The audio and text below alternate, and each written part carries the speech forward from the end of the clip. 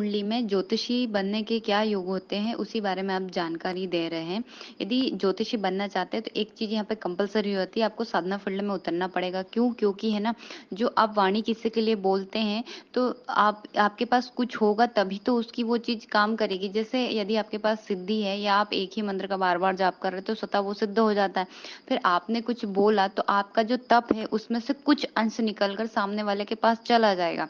इससे उसको यदि बेनिफिट हो जाता है, तो फिर आप माने जाते हैं कि हाँ, आपकी वाणी बहुत सही है, वो लोग सही बोलते हैं। बहुत सारे ज्योतिषी ऐसे रहते हैं ना कि हाँ, इन्होंने जो बोला था वो हो गया, या उनकी वाणी बड़ी अच्छी है, वो जो बोलते हैं ना कह देते हैं, ऐसे लोग कहते हैं।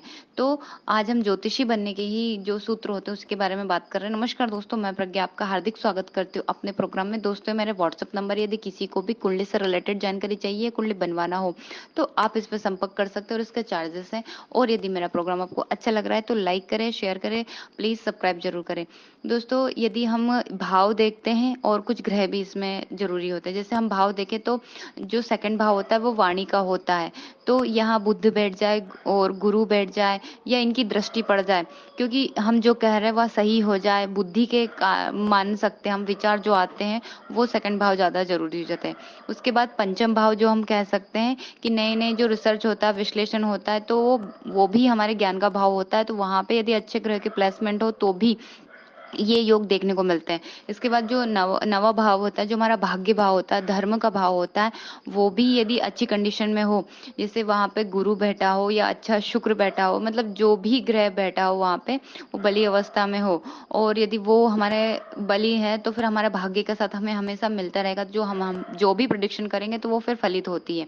और पंचम भाव का स्वामी यदि केंद्र में बैठ जाए, तो वो भी अच्छे ज्योतिषी के योग होते हैं। इसमें 11वां भाव अच्छा हो तो इस विद्या से आप पैसे भी कमा सकते हैं।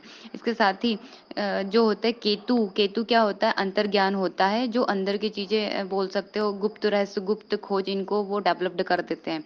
तो कुंडली क्या कहना चाहती है, तो ये वो केतु बता देते हैं। तो यदि ये लग्न में हो, पंचम में हो, नवम भाव में हो, और यदि इनका संबंध गुरु से बन रहा हो, बुध से बन रहा हो, तो भी ये अच्छे ज्योतिषी बनने के योग होते हैं। और इसके साथ ही मंगल भी यहाँ पे अच्छा होना या बली हो तो बहुत अच्छी बात है, क्योंकि जो प्रोडिक्शन कर रहे हैं वो सोच समझ कर करना पड़ता है, तो उसमें हमें बल की ज़रूरत पड़ती है कि ये सही है कि गलत है, देखना पड़ेगा। तो यदि मंगल का संबंध गुरु से बन जाता है, बुध से बन जाता है, तो भी अच्छा प्रोडिक्शन आप देख सकते हैं। इसके साथ ही शुक्र, बुध, गुरु, इनका बहुत ज़रूरी हो जाता है। जैसे शुक्र बली अवस्था में हो, लग्न में बैठे हो, द्वितीय भाव में बैठे हो और 12th भाव में बैठे हो, तो भी बलवान अवस्था में, और शुभ शुभ ग्रह जैसे गुरु की दृष्टि पड़ जाती है, तो भी बहुत अच्छे ज्योतिषी के योग आप देख सकते हैं। दूसरा है वाणी के लिए हम बुध को बोल सकते हैं कि बुध बुध यदि अच्छी कंडीशन में हो, तो ये बहुत अच्छे ज्योतिषी बन जाते हैं। और गुरु भी यहाँ अच्छी कंडीशन में होना चाहिए, तो ज्योतिषी के योग प्रबल बन जाते हैं। और साथ में अष्टम भाव जो होता है, वो गुप्त विद्याओं का, रहस्य का भाव होता है। तो यदि उसका संबंध किसी भी तरह से गुरु की दृष्टि पड़ रही हो, बन रहा हो, तो फिर ऐसे ज्योतिर्विद जो होते हैं वो बहुत अच्छा नेम फेम सब कमाते हैं। तो यही है कि ज्योतिषी बनने के लिए साधना करना ज़रूरी होता है इसमें कंटिन्यू, तभी आपकी वाणी है जो फलित हो सकती है इसमें। धन्यवाद दोस्तों।